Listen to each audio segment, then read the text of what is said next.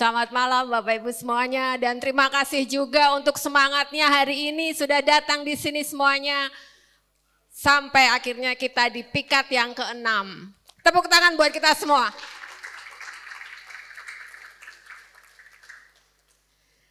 Sebelum acara kita mulai, kita akan menyanyikan lagu Mars Ardas dulu. Sebagai sekutuan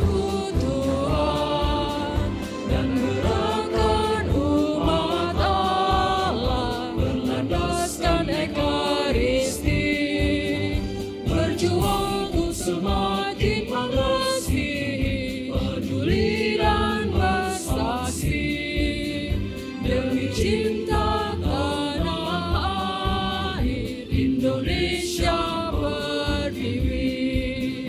Melaksanakan nilai-nilai ajaran sosial gereja di setiap sendi kehidupan bagi nusa dan bangsa.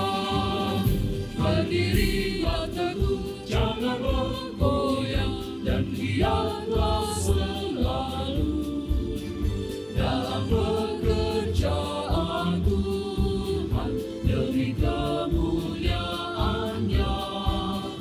Bunda Maria Santo Yusuf, doakanlah kami.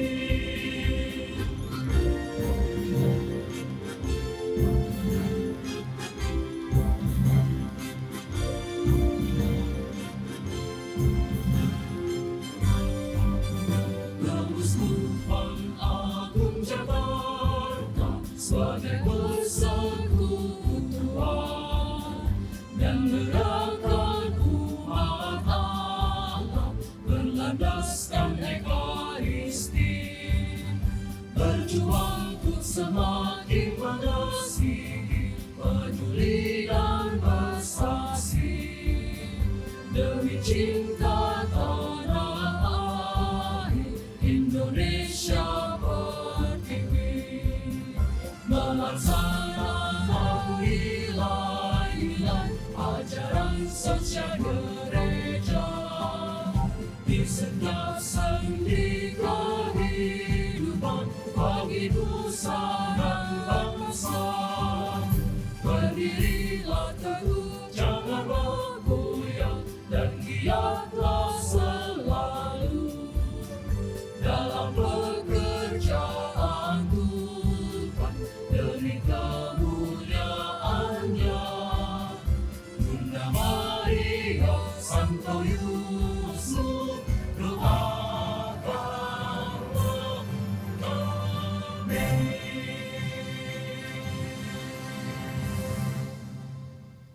Terima kasih Bapak Ibu. Untuk memulai acara mungkin sekalian kita doa pembuka. Silakan Ibu Vero.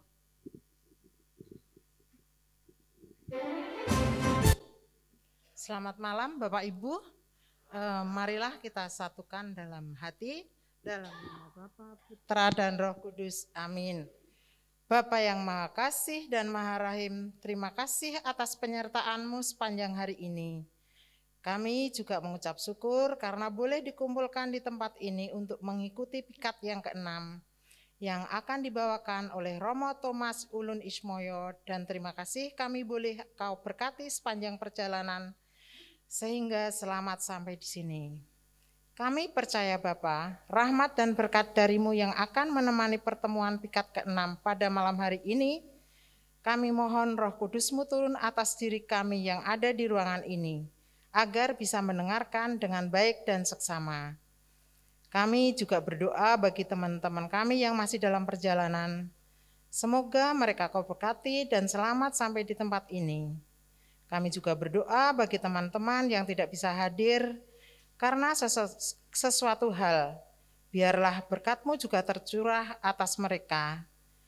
Kami serahkan pertemuan pikat ke-6 ini seutuhnya kepadamu dengan pengantaran Yesus Tuhan kami. Amin. Dalam nama Bapa, Putra, dan Roh Kudus. Amin.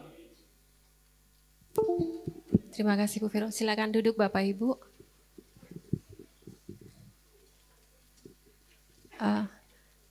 Malam ini, oh ya sebelumnya saya memperkenalkan diri dulu sedikit. Orang bilang kan kenal aja belum tentu sayang. Jadi terkadang Bapak Ibu yang sudah kenal saya aja masih sering salah menyebut nama saya. Jadi perkenalkan, nama saya biasa dipanggil Ajeng Theo. Ajeng biasanya panggil. Hari ini Pikat bekerja sama dengan SPSE, makanya kami ada beberapa yang menggunakan seragam SPSE karena memang hari ini adalah kerjasama dengan SPSE. Untuk acara selanjutnya akan kami serahkan kepada David sebagai moderator, silakan Pak David. Selamat malam Bapak Ibu yang dikasihi Tuhan, selamat malam Romo Ulun. Apa kabar? Luar biasa. Sebelum mulai saya mau berpantun dulu, mohon izin. Ya. Belum mulai, udah cakep. Untuk apa emas permata? Kalau hati kita tidak riang. Cakep. Untuk Bapak Ibu yang wajahnya tampan dan jelita. Cakep. Kuucapkan selamat malam. Ya. Keren. Oke, jadi malam hari ini kita kedatangan Romo Ulun dan saya akan memperkenalkan bahwa sosok yang paling cakep ini siapa sesungguhnya. Jadi kalau kita mau lihat temanya adalah hidupi iman Katolik dalam segala profesi. Ini jadi maksudnya adalah bahwa kalau kita iman Katolik, tentu bekerja dalam segala profesi pun kita jangan cuman lihat duniawi, tetapi kita juga harus punya iman yang baik. Kita kembali ke ini satu lagi Pak Jess, ya profesi apa? Ini profilnya Romo Ulun. Nama lengkapnya Thomas Ulun Ismoyo, yaitu Projo dari Jakarta. Lahir di Jakarta 6 Juni 82. Mungkin ada yang tahu kira-kira 6 Juni ini tokoh mana yang ulang tahun? Bung Karno ya. Di dunia ini ada 5 tokoh dunia yang top, tapi yang saya paham cuma satu, yaitu Bung Karno, 2 Romo Ulun. Ini juga bakal jadi top man di dunia. Applause buat Romo Ulun. Di sini ada beberapa Romo Ulun mencapai adalah seminari dari Wacana Bakti. Kalau kita tahu ada di Jakarta Selatan. No, Jakarta Timur. Ya. Selatan ya, benar ya. Perbatasan itu ya. Ya, di Pasar Minggu ya. Oke. Ya. Terus STKJ dari Paulus Keuntungan. Terus di sini juga ada Dirkara untuk Universitas Sanata Dharma ataupun Universitas Indonesia, mengajar di FF Binus dan dosen luar biasa, staf di Yakara. Dan di sini ditabiskan di tahun 2010. Dan perutusannya adalah Penjompongan, Kelapa Gading, dan Direktur Puspas Samadi. Tim Studi Ilmiah Dewan Karya Pastoral KAJ. Dan lulus sebagai Doctoral Business University QUT Business School Brisbane, Australia. Ini luar biasa, jadi banyak gelar yang didapat oleh Romo Ulun, dan kami juga tidak memperpanjang lagi cerita tentang prolognya. Mic akan saya berikan kepada Romo Ulun untuk melanjutkan presentationnya. Silakan Bapak.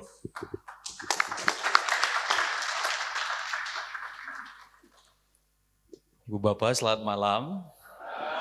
Nama saya Romo Ulun, panggilannya Thomas Ulun Ismoyo, panggilannya Ulun.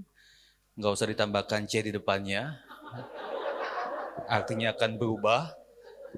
Saya lahir di Halim. Saya anak tentara, anak angkatan udara. Biasanya anak tentara belagu, itulah saya ya. Bapak Solo, Ibu Bandung, Jawa Sunda, jadi janda. Jawa Sunda. Anak kelima dari 5 bersaudara, orang tua di paroki Kampung Sawah. Bapak masih hidup, si ibu sudah di surga, sudah mendoakan saya. Kalau saya macam-macam dia geleng-geleng kepala aja, saya yakin. Minta maaf saya sedikit telat, tadi saya berangkat dari Keuskupan Agung Jakarta. Sekarang saya tugas di Keuskupan, satu rumah dengan Bapak Uskup. Saya sebagai wakil sekretaris dari Keuskupan Agung Jakarta. Tadi saya berangkat jam 5.40, macet sekali. Sepanjang jalan tadi saya menyanyikan lagu Ku Tahu Tuhan Pasti Buka Jalan. Ternyata dibukanya ya pelan-pelan gitu, tapi ya nggak apa-apa lah itu. Yang saya mensyukur itu semua. Ibu Bapak dan saudara-saudara dicintai Tuhan, ini fotonya agak menipu. Ini foto saya sekitar 10 tahun yang silam. Ketika saya masih muda, langsing dan tidak berdosa, sekarang berbeda sekali gitu. Ini judulnya Pikat Penyegaran Iman Katolik, maka semoga iman kita disegarkan. Tema yang saya akan bawa ya ringan-ringan saja, supaya nggak terlalu pusing ya dalam hidup kita. Karena penyegaran iman Katolik, saya akan memulai Bapak Ibu, bagian dari iman adalah pengetahuan iman. Saya akan memulai sesi ini dengan kuis, oke? Tolong Pak. Tolong dijawab, entah di HP, entah di pulpen, entah di baju, silahkan dijawab ya. Kalau pakai HP boleh. Ini soalnya ini nggak akan menjamin Bapak Ibu masuk surga, tapi paling nggak mengurangi jatah Bapak Ibu di api penyucian. Ya. Ini soalnya nggak banyak, tapi saya mau lihat Bapak Ibu yang sudah ini pertemuan ke-6 Pak ya. Dijawab aja, ditulis aja, salah nggak apa-apa. Oke, kita mau tahu. Ya kita mulai pertama-tama ya. 1. Maria, Yesus mengunjungi Marta dan Maria yang tinggal di mana? Bethlehem, Yerusalem, Betania atau Nazaret? Silahkan dijawab. Yesus tuh punya teman-teman baik Ibu Bapak. Teman baiknya Petrus, Yakobus dan Yohanes di mana-mana selalu dibawa oleh Tuhan Yesus. Tapi ada orang lain di luar murid-muridnya yang senantiasa ia kunjungi. Marta, Maria dan Lazarus. Tinggalnya di mana mereka? Ya, dijawab aja di HP. A, B, C atau D ya. Dijawab aja, kalau enggak di pulpen dijawab. Kalau enggak salah enggak usah berdoa. Kalau salah enggak tahu enggak usah berdoa. Kita lanjut ke pertanyaan berikutnya. B. 4 nama Yesus murid yang pertama. 4 nama murid Yesus yang pertama. Simon, Yakobus, Yohanes, Filipus, Petrus, Andreas, Yakobus, Yohanes, Petrus, Andreas, Filipus dan Bartolomeus, Petrus, Thomas, Matius dan Andreas. Ya. Murid Yesus pertama-tama 4 Ibu Bapak di Danau Galilea. Murid Yesus ketika ia wafat di kayu salib, muridnya juga tinggal 4. Maka 4 itu angka kematian kata orang Cina. Ya. 4 murid Yesus yang pertama, A, B, C, D. Oke, nggak usah bicara, disimpan aja. Kalau udah bicara, malu kalau salah. Ya. Lanjut, ketiga. Hari Raya Maria diangkat ke surga diperingati pada tanggal 8 Desember, 6 Juni, 15 Agustus, dan 2 November. Nggak usah dijawab kalau salah malu ya. Dijawab aja di pulpen. Dijawab di pulpen, dijawab di HP ya.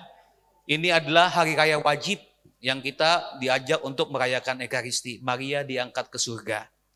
Lanjut, next. Sakramen yang boleh diterimakan berulang-ulang yaitu A. Pertobatan perminyakan, B. Ekaristi dan Krisma, C. Baptis dan perkawinan, D. Tahbisan dan perkawinan. Kalau bapak-bapak dengan sangat yakin menjawab perkawinan, mohon sesudah ini menerima sakramen tobat ya. Sakramen yang boleh diterimakan berulang-ulang A, B, C, D. Silahkan dijawab personal. Nomor 5. Uskup yang terkenal dengan semboyan 100% Katolik, 100% Indonesia adalah Willekens, Sugio Pranoto, Darmo Yuwono, Darmo Atmojo. Silakan dijawab, ini yang sangat menginspirasi kita dalam gerakan Ardas. Lanjut nomor 6, 2 kata kunci Ardas 2022 sampai 2026 adalah kreatif dan transformatif, gereja, persekutuan dan gerakan, peduli dan cinta tanah air, kesejahteraan dan kedamaian. Ada 2 kata kunci yang senantiasa diungkapkan. Ini bagian dari sejarah iman kita yang kita lakukan saat ini. Lanjut. Musa mendapatkan 10 perintah Allah di gunung Sinai, Tabor, Hermon, Krakatau. Silakan dijawab. Siapa tahu Bapak Ibu mendapatkan visi lain bahwa Musa mendapatkan perintah itu di gunung yang lain ya. A, B, C, D. Silakan jawab aja hurufnya aja. 8. Kisah para Rasul ditulis oleh Lukas, Yohanes, Markus, atau Paulus. Semuanya penulis, tapi kisah para Rasul ditulis oleh salah satu dari keempat orang ini. Kisah para Rasul ditulis oleh yang namanya Lukas, Yohanes, Markus, dan Paulus. Oke, 9. Awal tahun liturgi dimulai dengan masa Advent, biasa, Paskah, Prapaskah, paceklik, silakan. Awal tahun liturgi, tahun A, tahun B, tahun C, kita punya liturgi ya. Di sini ada gambar Romo Danto, ini ahli liturgi. Wajahnya kelihatan liturgis ya. Dimulai dengan masa apa? Oke, 10. Malaikat agung yang dikenal dengan pelindung manusia dari iblis adalah Gabriel, Serafim, Rafael, Mikael. Malaikat agung yang dikenal sebagai pelindung manusia dari iblis adalah Gabriel, Serafim, Rafael, Mikael. Wah, ini wajah-wajahnya wajah-wajah penuh dengan iman dan pengetahuan nih Bapak Ibu. Oke, 11. Kita cepet aja. Syarat perkawinan Katolik kecuali kesepakatan bebas, status liber tidak terhalangi, tata peneguhan kanonik, dan persetujuan orang tua. Syarat perkawinan Katolik kecuali apa? Ada 3 yang harus dilakukan, hanya 1 yang tidak perlu sebetulnya. Syarat perkawinan Katolik adalah kesepakatan bebas, tidak terhalang, tata peneguhan kanonik, atau yang terakhir persetujuan orang tua. Oke, lanjut. 12. Nama asli Paus Emeritus Benedictus ke-16 adalah Karol Wojtyla, Joseph Ratzinger, Joseph Maria Bergoglio, atau yang terakhir Angelo Sodano. Silakan, ini nama Paus Benedictus ke-16. Nomor 13. Uskup KAJ sebelum Kardinal Julius ada A. Kalau ada yang sampai jawab A, tobat betul ya. A. Samuel Pangestu, B. Leo Sukoto, C. Wilkins, D. Darmo Yuwono. Uskup KAJ sebelum Kardinal Julius adalah, itu silakan dijawab ya. Bapak Ibu yang usianya rambutnya sudah mulai meninggalkan dunia hitam, sepertinya tahu jawabannya apa gitu. Lanjut, 14. Penampakan Maria yang terjadi pertama dan diakui oleh gereja adalah pertama. Hanya ada 3 penampakan Bunda Maria yang diakui. A. Lourdes, B. Guadalupe, C. Fatima, D. Medjugorje. Nggak usah tambah Sendang Sono, itu nggak diakui. Peromasan Romo, ya diakui lah oleh kelompok kamu, tapi yang diakui oleh gereja resmi, ya hanya ada 3. 15. Yesus yang bangkit menampakkan diri pertama kali kepada Yohanes, Petrus, Maria Magdalena, Maria istri Kleopas. Silakan. Yesus pertama kali menampakkan diri sesudah ia bangkit kepada siapa? Selalu kita bacakan pada pesta malam Paskah dan Minggu Paskah pagi. Lanjut 16. Diperingati sebagai hari lahir gereja adalah perayaan A. Paskah, B. Kenaikan Tuhan, C. Pentakosta, D. Natal. Kalau kita punya ulang tahun, gereja juga punya ulang tahun. Adalah 1 dari 4 hari raya ini. Paskah, Kenaikan Tuhan, Pentakosta, ataupun Natal. 17. Tindakan membuat tanda salib dalam misa yang diikuti umat adalah sebanyak 1, 2, 3, atau 4. Lebih daripada ini adalah hobi, ya. Hobinya buat tanda salib. Tindakan tanda salib yang dibuat umat dalam peran Ekaristi adalah 1, 2, 3, atau 4. 18. Orang kudus yang terkenal sebagai pelindung orang-orang yang kehilangan suatu benda adalah, ini sangat terkenal, A. Yohanes Don Bosco, B. Teresa Avila, C. Franciscus Assisi, D. Antonius Padua. A, B, C, D. Santo ini sangat terkenal. Orang kudus, tahu orang kudus ya? Orang yang berasal dari sebuah kota di pantai utara pesisir Jawa. Semarang, Pati, Kudus. 19. Tokoh ini rela memanjat pohon untuk melihat Yesus. Ia adalah seorang pemungut cukai yang bernama Matius, Sakeus, Lazarus, Simeon. Yang naik pohon untuk melihat Yesus. Ini cerita anak-anak kecil, harusnya hafal.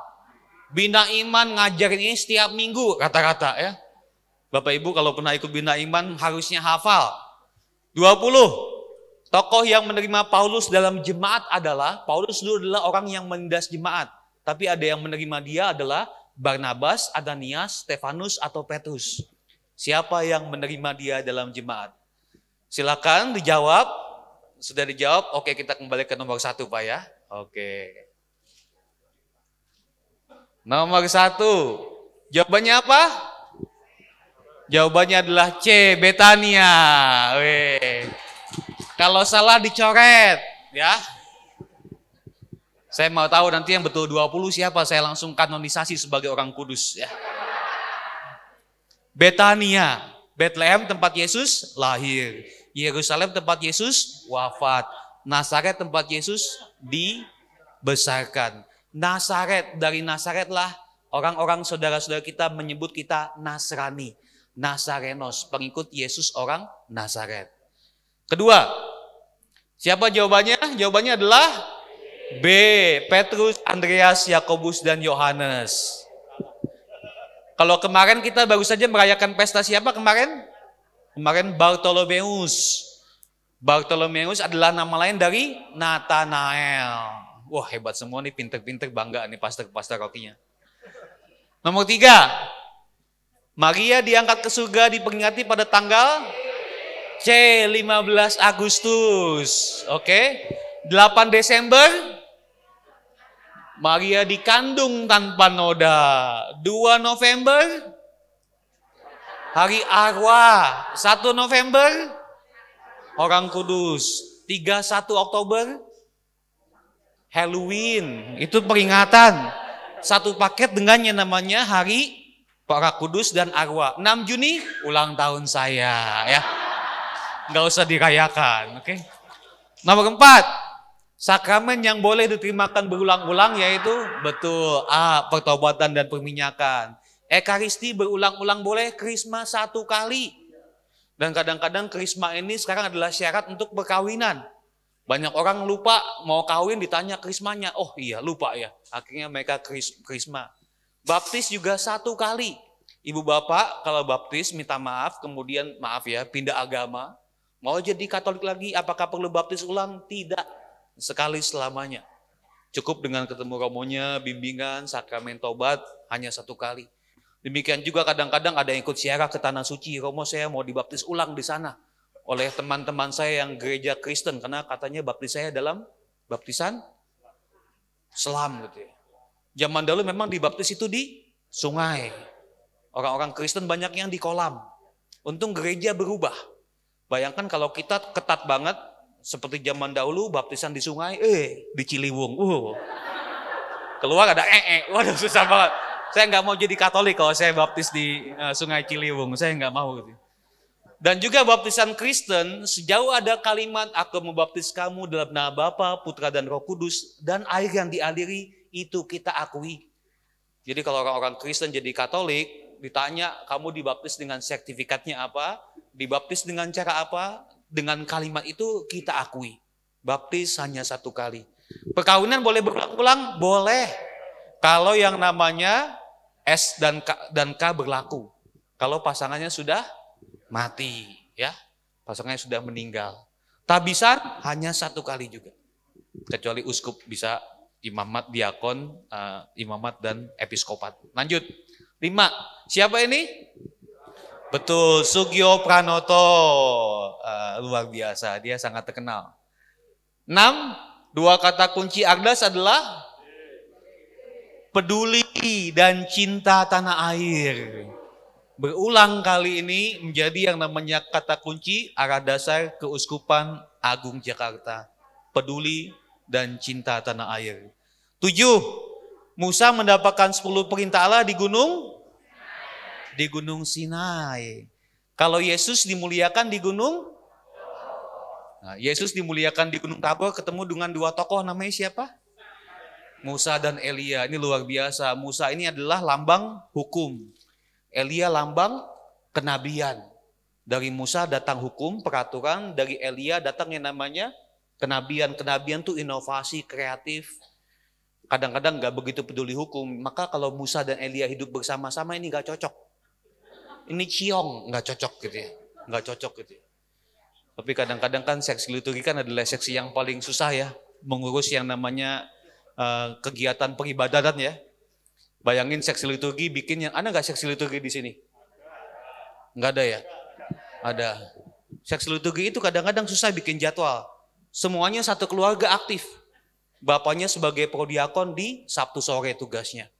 Istrinya sebagai lektor tugasnya Minggu pagi. Anaknya yang pertama organis tugasnya di Minggu siang. Anaknya yang misdinar tugasnya di Minggu sore. Jadi apa yang disatukan Tuhan dipisahkan oleh seksi liturgi.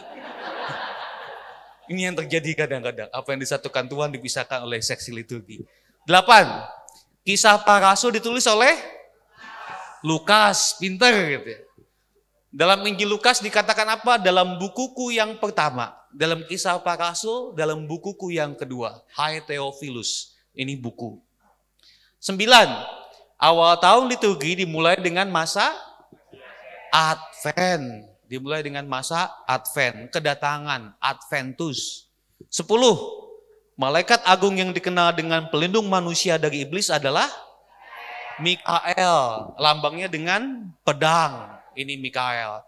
Kalau Rafael itu malaikat pelindung orang sakit dan perjalanan.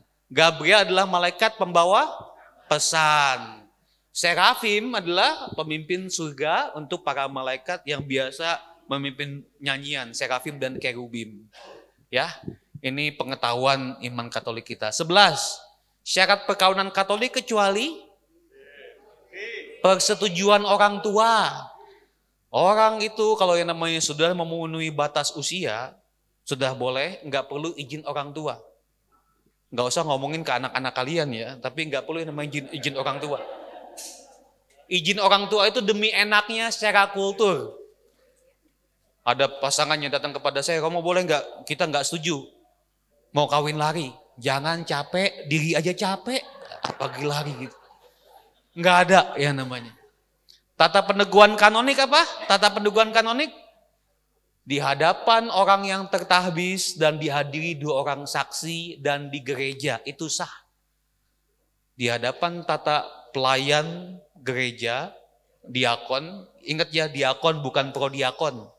Diakon itu ditahbiskan, stolanya miring. Karena dia juga agak miring. Diakon tuh buat 2 sakramen, baptis dan perkawinan. Dan dihadiri 2 orang saksi. Ada pasangan ya, saya cerita menikah Katolik dengan Kristen. Kristennya itu adalah anggota sinode majelis jemaat, orang sangat terkenal. Dan nggak mau sama sekali menikah di gereja Katolik, dia ngalah-ngalah gitu. Orang tuanya yang Katolik ini sungguh-sungguh ketat juga, saya nggak mau anak saya Pak Pastor gitu. Akhirnya dibuat sah dengan yang namanya saya datang ke gereja Kristen, mau ketemu yang namanya ekumene ataupun yang namanya perayaan ekonomi, ekumene itu saya tahu panjang banget, saya nggak betah. Lalu saya bilang, Pak Pendeta saya izin boleh nggak, saya memulai dulu 15 menit. Dihadiri 2 saksi dengan saya, bacaan Injil, kemudian khotbah sedikit, Bapak kami, saya kasih berkat sah. Di hadapan peneguh, dihadiri 2 saksi di dalam gereja. Gereja Katolik minta maaf ya, sampai saat ini belum membuka peluang untuk memberkati perkawinan di luar tempat suci.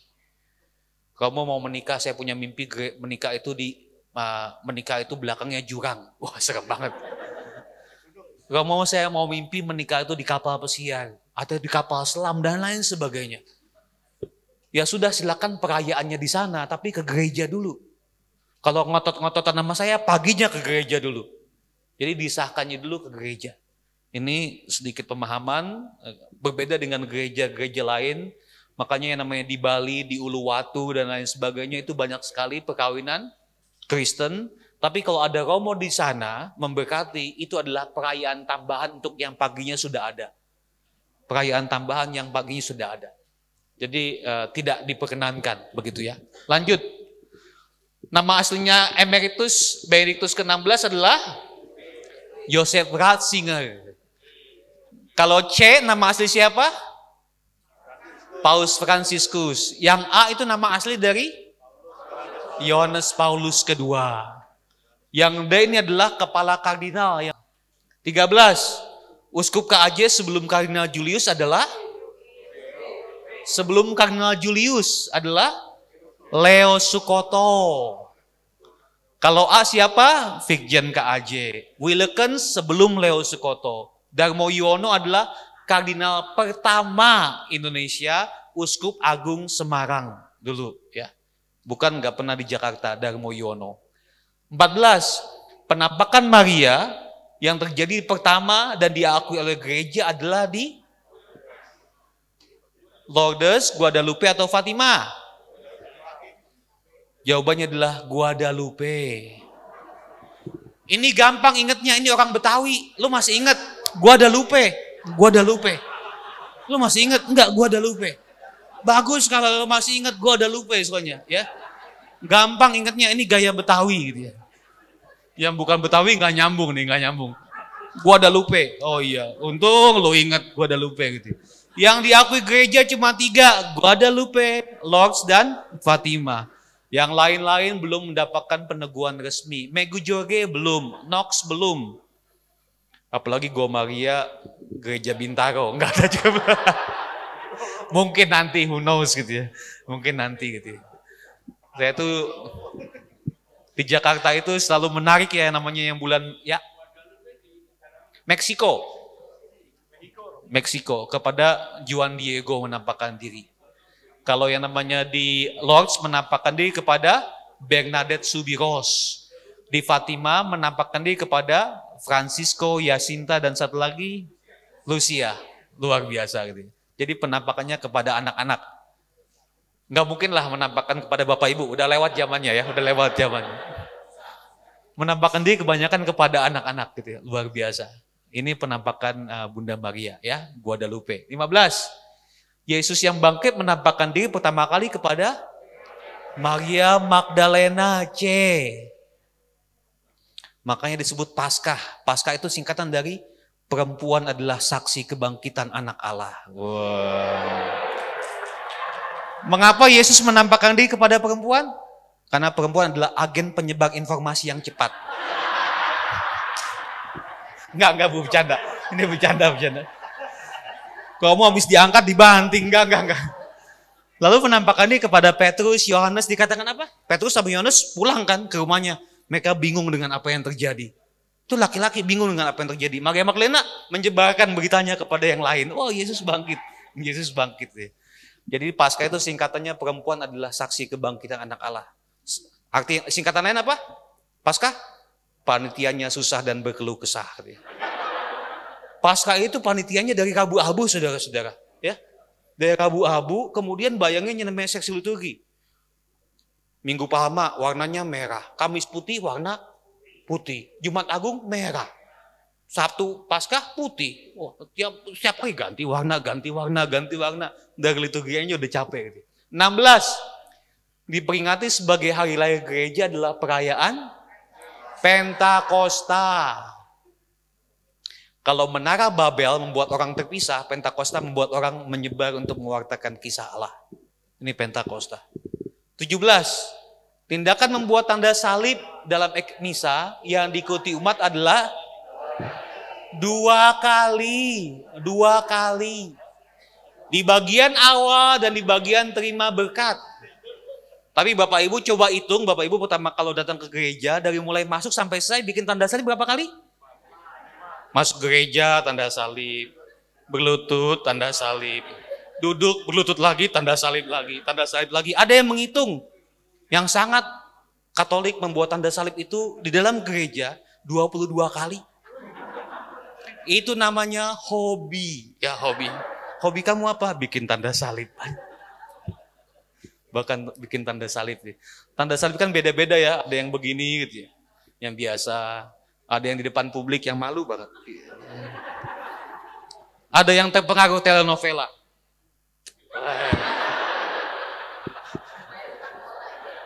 Pemain sepak bola ke tanah dulu, pegang dulu gitu ya. Yang mana yang benar kamu gitu ya, yang mana kamu cocok aja lah, suka-suka kamu gitu. Pokoknya bikin tanda salib gitu ya. Tanda salib ya saudara-saudara, itu kan nggak ada dalam yang namanya kitab suci ya. Nggak ada perintah Tuhan Yesus bikinlah tanda salib, nggak ada. Baptislah dalam nama Bapa, Putra, dan Roh Kudus itu ada. Tapi tanda salib sejarahnya menurut sejarah tradisi yang kita terima gitu ya. Tanda salib pertama-tama adalah tanda simbol Pertama kemenangan memang, tapi juga simbol orang-orang yang dulu takut menyatakan imannya. Tanpa kata-kata dengan simbol, kalau orang saling mengenal kan sudah tahu ya. Suami ngedipin mata ke istrinya 1 kali, tahu istrinya maksudnya apa. Mah nanti malam pakai baju merah ya. 2 kali baju ungu. 3 kali gangguan saraf. Dengan gestura itu tahu. Tanda salib itu dulu orang ketakutan untuk mengungkapkan imannya. Makanya mereka begini, oh kamu sama dengan saya. Orang Kristen Protestan apapun yang tidak dalam kitab suci dihilangkan, dibuang.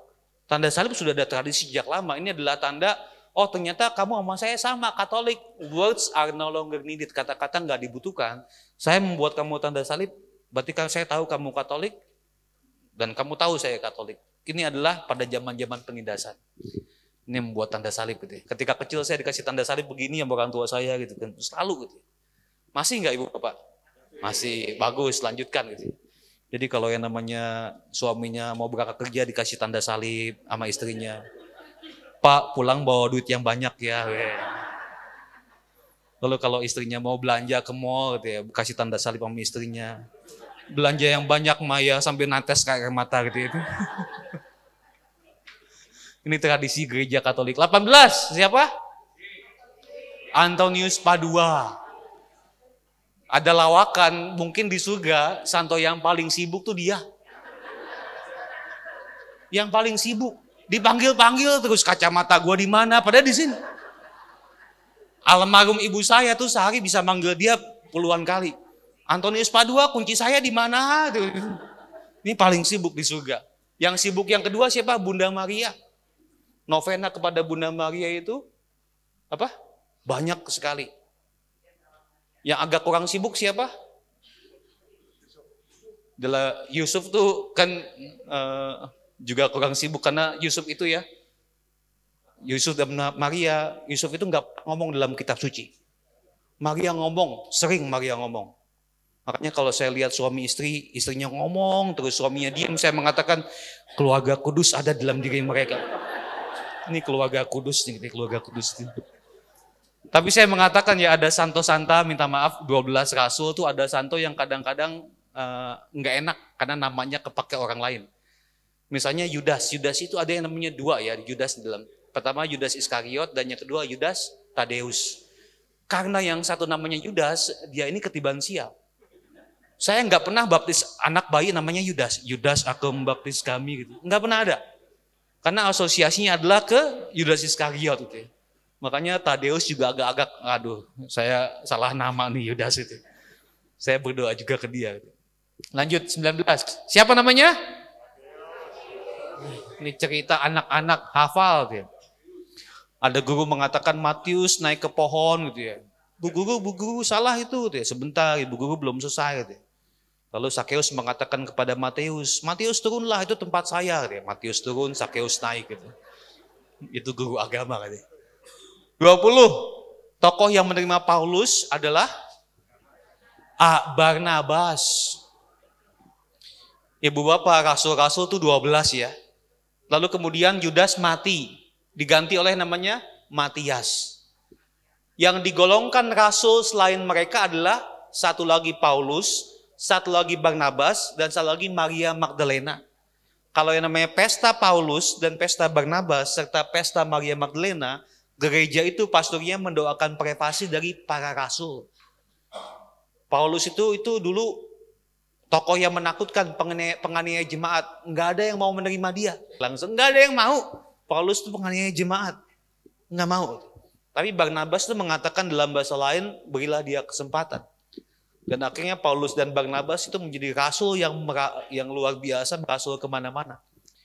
Ibu bapak, gereja Katolik itu pertama-tama berkembang dari yang namanya Yerusalem ya, dari Bethlehem ke Yerusalem, dari Yerusalem ke Antioquia. Antioquia ini adalah gerejanya Barnabas. Ada 3 gereja besar dulu, Antioquia, Yerusalem, dan satu lagi Efesus. Yerusalem itu pemimpinnya adalah Yakobus, saudara Yesus, bukan Yakobus rasul tapi Yakobus anak Alfeus. Tapi kemudian gereja di Efesus pemimpinnya adalah Yohanes. Karena dipercaya Yohanes menerima Maria sesudah peristiwa penyaliban dan tinggal di Efesus. Tapi gereja Yohanes itu mati, nggak berkembang karena kultus individunya terlalu tinggi. Mereka sangat mengidolakan tokoh Yohanes sehingga lupa dengan tokoh seharusnya yang dipuji. Kalau kultus individu berlebihan, ini kacau. Gereja Yerusalem itu hancur karena terlalu keras. Boleh nggak boleh, boleh nggak boleh, boleh nggak boleh. Gereja yang menjadi satu-satunya menyebar adalah gereja di Antioquia, gereja yang dipimpin oleh Barnabas. Maka kisah gereja adalah kisah dari Bethlehem, Yerusalem, Antioquia, dari Antioquia ke Roma, dari Roma itu ke Portugal di selatan, Belanda ke utara, dari Belanda di utara dan Portugal selatan ke Batavia, dari Batavia ke Bintaro. Itu kisahnya. Kisahnya begitu. Betul ya? Kisahnya begitu. Maka menarik gitu ya. Ini gereja yang boleh nggak boleh itu tidak bertahan gitu. Di gereja Yerusalem adalah gereja yang sangat ketat gitu. Dulu saya dan kadang-kadang di gereja Katolik masih ada seperti itu. Misalnya pengumuman ya, minta maaf ya. Mudah-mudahan sekarang nggak ada lagi gitu ya. Komuni Kudus diperkenankan mereka yang diperkenankan menerima Komuni Kudus adalah mereka yang telah dibaptis dalam gereja Katolik dan telah menerima komuni pertama. Enggak usah ditambahkan dalam keadaan berdosa berat. Yang berdosa jadi komuni takut dilihatin, ya kan? Ih, enggak komuni dia berdosa berat, enggak komuni berdosa berat. Ini kan judging gitu ya. Ini kan mengadili gitu. Gereja enggak seperti itu gitu. Kalau saya mengubah kalimatnya, bagi yang beragama Katolik dan sudah menerima komuni pertama, diperkenankan menyambut komuni kudus. Jelas bahasanya beda. Ketika saya di Australia ya minta maaf ya. Ketika saya di Australia saya pengalaman kecil gitu ya. Saya baru selesai misa, belum ganti yang namanya kasula, ada kotok-kotok sakristi. Lalu saya buka, ada seorang oma lah, yang saya tahu usia sekitar 70-an, 73. Mukanya merah, marah. Dia mengatakan begini, saya mau meninggalkan gereja Katolik, saya benci gereja Katolik.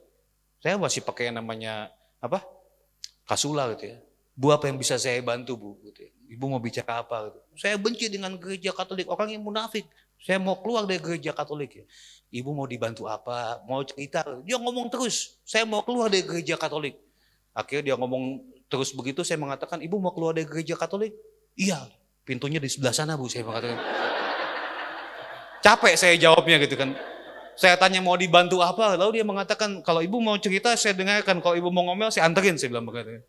Lalu dia mengatakan begini, kamu mau cerita ya? Saya ini menikah 40 tahun dengan suami saya yang sekarang gitu ya. Lalu kemudian saya bergabung dengan sebuah komunitas doa. Kemudian saya cerita pengalaman saya. Saya itu sebelum menikah dengan dia pernah menikah. Dan suami saya yang pertama sudah meninggal. Suami saya sebelum menikah dengan saya juga sudah pernah menikah dan sudah meninggal. Tapi kami nggak pernah diresmikan dalam gereja Katolik, tapi kami sudah dibaptis, kami nggak tahu. Lalu ketika saya cerita itu ke teman-teman saya bilang ini, wah kamu itu pezina. Kamu itu pendosa berat, kamu gak boleh komuni. Bayangin oma-oma usia 73 tahun dibilang pezina. Oma itu pezina. Dia sambil makan sirih, apa sih maksud lu? Sedih banget kan, usia udah 73 tahun dibilang pezina, pendosa berat, gak boleh komuni. Ini komunitas Katolik yang ngomong begini. Komunitas Katolik gitu. Lalu saya mengatakan, ya udah ajak suaminya ke sini, 1 jam selesai sama saya. Udah sah. Selesai, masalahnya gampang, itu masalah administrasi, paperwork gitu. Tapi ada gereja-gereja, komunitas-komunitas Katolik yang ngomongin bahwa kamu itu pendosa, kamu gak boleh komuni pertama, kamu gak boleh komuni, kamu berzina. Ini serem. Tapi ini adalah bagian dari namanya gereja Katolik, gereja kita juga gitu ya. Ibu bapak, if you can't help, don't judge gitu ya. Kalau gak bisa bantu, jangan menghakimi. Ya. Itu prinsip sederhana. Prinsip kehidupan adalah kita saling membantu. Prinsip kedua, kalau nggak membantu jangan mengganggu, ya kan? Itu prinsip gitu. Kalau nggak bantu jangan ganggu lah, diem aja udah kita seneng gitu. Tapi gereja Katolik masih ada yang seperti ini. Gitu. Nggak ada yang begitu di Bintaro ya? Nggak ada gitu ya. Di lingkungan gitu ya, nggak pernah menikah di gereja Katolik gitu ya. Lalu kemudian anaknya pindah agama semua, bapaknya nggak boleh komuni gitu. Karena gagal mendidik anak-anak. Gitu. Ini prodiakon ini lebih galak dibandingkan yang namanya kongregasi suci ajaran iman. Lalu kemudian cerai, ada orang cerai gitu ya. Tidak menikah lagi, membesarkan anak-anaknya. Ke gereja, mau komuni nggak boleh juga karena katanya cerai. Melanggar yang namanya kaul di hadapan Tuhan. Aduh, orang sudah cerai aja sudah pukulan loh saudara-saudara ya. Tapi kemudian seperti itu. Gitu ya. Begitu ya Bapak ya, if you can't help, don't judge. Gitu ya. Lalu marilah kita saling membantu, kalau nggak bisa bantu jangan mengganggu. Itu prinsip hidup bersama. Sudah selesai ya, ini kuisnya. Tepuk tangan buat kita semua. Yang betul 20 angkat tangan. Wah luar biasa, Pak betul 20. Wah luar biasa. Pak siapa maaf? Bapak betul 20? Oh enggak. Oh. Jangan berdusta Pak. Yang betul 15 sampai 20. Wah luar biasa, tepuk tangan buat mereka. Yang betul 10 sampai 15. Oke.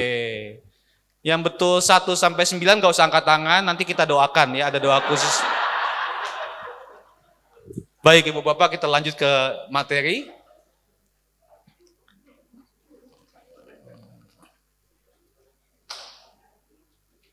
Judulnya adalah menghidupi iman Katolik dalam segala profesi. Kalau bahasa Inggris S-nya 2, bahasa Indonesia S-nya 1 ya. Minta maaf saya mencampurkan bahasa Inggris dengan bahasa Indonesia. Kita lanjut. Pertama-tama ada 2 kata kunci yaitu iman dan satu lagi profesi. Next, saya lanjutnya cukup tadi. Enggak kebalik Pak, back. Ya. Apa itu iman Katolik? Kalau dijabarkan, dideskripsikan, didefinisikan jawabannya panjang sekali. Apa itu iman Katolik? Tapi kalau yang namanya jawaban kita sederhana ya jelas Yesus Kristus penyelamat. Dan itu tertuang dalam yang namanya syahadat para rasul. Ini adalah intisari iman Katolik. Intisari yang formula. Formula berarti kalimat yang kita percayai. Kita ucapkan setiap minggu. Kita tegaskan kembali dalam yang namanya perayaan malam Paskah. Dengan yang namanya pembaruan janji baptis. Itu iman Katolik. Tapi iman itu terwujud pertama-tama bukan hanya dalam perkataan, tapi juga dalam situasi hidup di mana kita itu mengalami yang namanya kesusahan. Iman itu saudara-saudara baru muncul yang namanya ketika kita sedang susah. Ketika kita sedang yang namanya kayaknya kita udah berusaha terbaik, hasilnya nggak ada. Kita minta A nggak dikasih-kasih. Kita bertahun-tahun mengharapkan yang sama. Kita belum mendapatkannya. Iman itu baru yang namanya muncul ke permukaan ketika kita mendapatkan yang namanya tantangan dalam kehidupan. Tapi katanya waktu Tuhan itu pasti yang terbaik ya. Ada ibu yang setiap hari itu memasang 3 lilin di depan patung Bunda Maria. Dia ikut misa harian setiap hari. Wah Bu, pasang 3 lilin ini Trinitas Bu ya? Oh enggak, kamu. Ini 1 buat suami saya, 2 buat anak saya. Kemana mereka Bu? Minta maaf gitu ya. Oh suami saya, anak saya nggak pernah ke gereja, kamu dulu kami nikah beda agama, tapi anak-anak ikut bapaknya. Makanya saya berdoa buat mereka, 3 lilin. Lalu kemudian beberapa tahun yang silam itu, dia mengatakan saya berdoa suatu saat supaya mereka mau ke gereja. Oh ibu sudah melakukan ini berapa lama? Wah sudah lama kamu, saya sudah 16 tahun begini kamu. Saya pasang lilin 3. Yang senang kan yang jualan lilin ya, lilinnya laku gitu. 16 tahun. Lalu kemudian satu ketika dia nggak lagi pasang lilin gitu. Yang dia datang kepada saya, mau doa saya terkabul. Suami saya dan anak saya mau ke gereja pertama kali beberapa bulan ke depan dia akan dibaptis. Suami saya, anak-anak saya juga. Dan dia menunggu selama 18 tahun. Pasang lilin. Hitung aja berapa banyak lilin yang sudah dihabiskan. Tapi waktu Tuhan pasti yang terbaik gitu ya. Dan dia dengan yang namanya persisten menunjukkan macam ini gitu ya. Iman sekali lagi muncul ketika kamu sakit, orang tua kamu ya nggak cocok, mungkin bercerai. Ketika yang namanya badai kehidupan itu melanda perahu kita dan kita mengatakan kepada Tuhan, Tuhan tolonglah kami binasa. Ingat ya kisah macam itu ya. Ketika murid-murid di danau dan Tuhan Yesus tidur. Ketika murid-murid mau binasa, Yesus tidur. Tuhan tolonglah kita binasa. Tapi Yesus itu luar biasa dalam keadaan itu dia bisa tidur. Gitu. Ketika membaca teks ini doa saya sederhana. Apapun badai kehidupan saya ya Tuhan semoga saya bisa tidur. Iya kan? Tidur itu adalah salah satu ciri kebahagiaan saudara-saudara. Makanya saya kalau khotbah ada umat tidur saya nggak pernah tersinggung. bahwa saya adalah ciri umat bahagia. Dan saya biasanya dalam hati menyanyikan, Tuhan berikanlah istirahat abadi dan kekal. Pada bangun langsung gitu. Jadi iman itu pertama-tama muncul ketika kita dalam godaan, cobaan yang bertubi-tubi, sakit dan lain sebagainya gitu. Dalam itulah kita masih percaya. Dan iman itu ketika berhubungan dengan profesi, maka kita melakukan apa yang kita ucapkan. Iman itu bukan hanya pengakuan akan Yesus Kristus penyelamat, tapi juga nilai-nilai dari gereja Katolik yang mungkin berbeda dengan nilai-nilai lainnya. Saya baru ngasih namanya rekoleksi orang tua dan guru. Temanya rame sekali ketika ngomongin LGBT.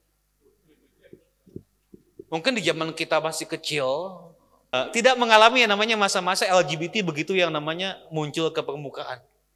Sekarang muncul ke permukaan, lalu kemudian ya peristiwa nyata.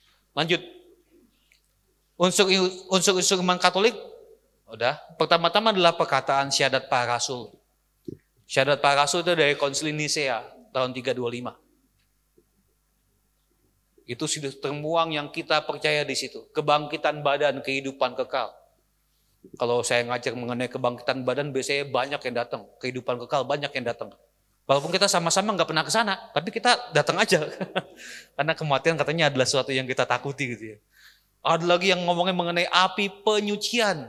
Ingat ya, penyucian bukan pencucian. Kalau pencucian itu adalah laundry kiloan ya. Penyucian dari kata suci, bukan dicuci. Wah, temanya rame gitu. Itu adalah hal yang kita percaya. Hal yang kita percaya gitu. Namanya, tapi ya orang-orang Kristen nggak percaya, namanya nggak mendoakan arwah. Kita mendoakan arwah. Karena kita punya namanya kitab Deuterokanonika, mereka tidak. Itu beda sekali, kitab Deuterokanonika hanya ada dalam bahasa Yunani, nggak ada dalam bahasa Ibrani. Makanya Martin Luther menghilangkannya. Tapi itu sudah ada sejak lama. Gitu. Makanya di dalam kitab Deuterokanonika ada yang namanya pendasaran biblis untuk mendoakan arwah.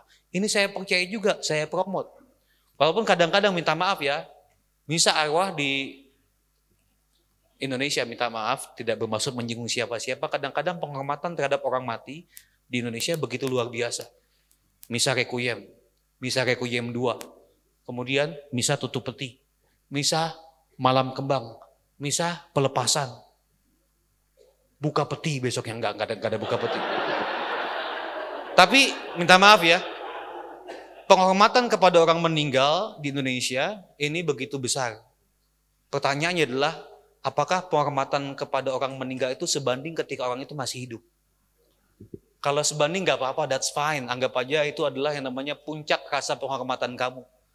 Tapi kalau nggak sebanding, rasanya penghormatan terhadap orang meninggal yang berlebihan dan berhari-hari itu adalah semacam tindakan untuk mengkompensasi rasa bersalah, ketidakmampuan mencintai orang yang masih hidup.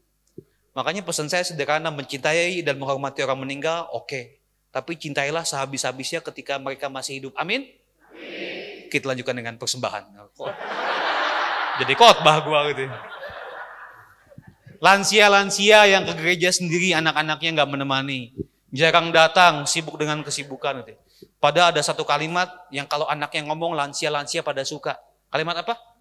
Ma udah ditransfer, pasti suka banget. Ma, pa udah ditransfer, pasti orang tuanya senang gitu. Makanya penghormatan kepada orang meninggal itu oke, fine, bagian dari iman kita, tapi semoga sebanding dengan penghormatan kepada orang yang masih hidup. Dan penghormatan kepada manusia harus lebih penting dibandingkan penghormatan kepada yang lain. Ini berkaitan dengan pemberkatan hewan. Paus Fransiskus ngomong ya, Paus Fransiskus yang ngomong, sekarang ini orang keluarga-keluarga Katolik maunya punya hewan yang banyak, anaknya satu. Iya kalau masih punya anak gitu. Enggak apa-apa kamu anak satu, anjing 5 enggak apa-apa gitu. Enggak, kamu harus lebih namanya sayang dan fokus kepada manusia. Di sebuah jalan di daerah Kelapa Gading itu yang namanya pet shop banyak banget. Pet shop banyak sekali gitu. Tapi perhatiannya kepada lansia, orang yang disable, orang yang membutuhkan perhatian mudah-mudahan sama gitu. Kita tuh dipilih untuk mencintai manusia. Saya bukan anti hewan ya saudara-saudara, saya ini senang hewan. Di rumah bapak saya di Kampung Sawah kalau mau datang welcome kita punya anjing 8. 2 dilahirkan pada hari Jumat Agung. Saya kasih nama Yudas dan Barabas. Itu 2 anjing saya. Saya senang anjing, saya senang. Terus terang saya dari dulu tuh Pekerjaannya adalah nuntun anjing. Saya senang sekali namanya hewan. Karena anjing itu apa satu, nggak pernah ngomongin kita di belakang. Kalau kita pulang disambut bagai raja, ya kan? Dan anjing itu nggak pernah berpolitik.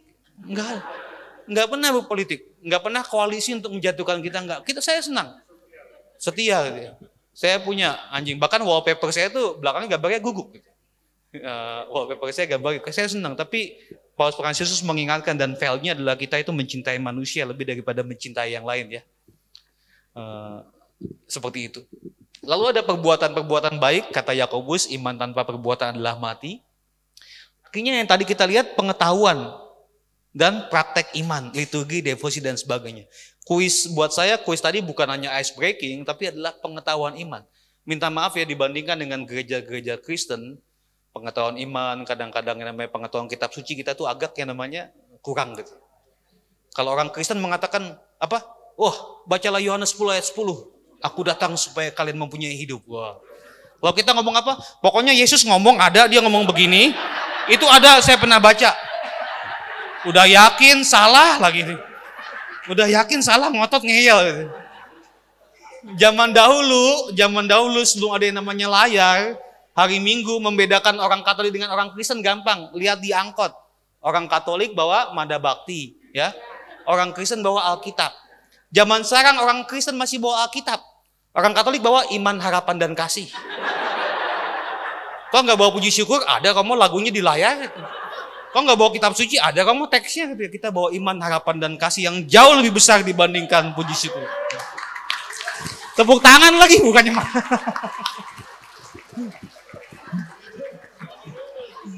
Saya kadang-kadang pengetahuan kitab suci itu harus dikembangkan gitu ya. Makanya syukur ya ada yang namanya pikat ya. Lanjutkan ya, ini sebulan sekali ya. Dibuat tiap malam aja Pak. Ada pengetahuan iman yang kalau kita ditanya tahu jawabnya. Kenapa kamu menyembah patung? Enggak, kami enggak menyembah patung. Enggak, kamu menyembah patung kok deh. Enggak, saya enggak menyembah patung, itu anggap aja adalah saya menyembah yang direpresentasikan oleh patung itu. Contohnya apa? Di foto, kita kan kalau yang namanya cium foto bukan fotonya yang kita cium gitu. Tapi adalah orang yang kita cintai gitu. Iya kan? Kalau orang yang namanya cinta jarak jauh kan fotonya diliatin, wah, dipasang di tembok, dikasih hiu sama jeruk, ya meninggal dong kan? Meninggal dong, enggak gitu. Yang kita, tapi minta maaf ya kadang-kadang ya orang Kristen juga kadang-kadang juga berlebihan kita terhadap penghormatan terhadap patung ya. Minta maaf, penghormatannya berlebihan. Ada, wah kamu patung ini menemani saya sejak saya susah. Dari saya tinggal di Klaten sampai sekarang saya punya perusahaan. Patungnya hancur kamu.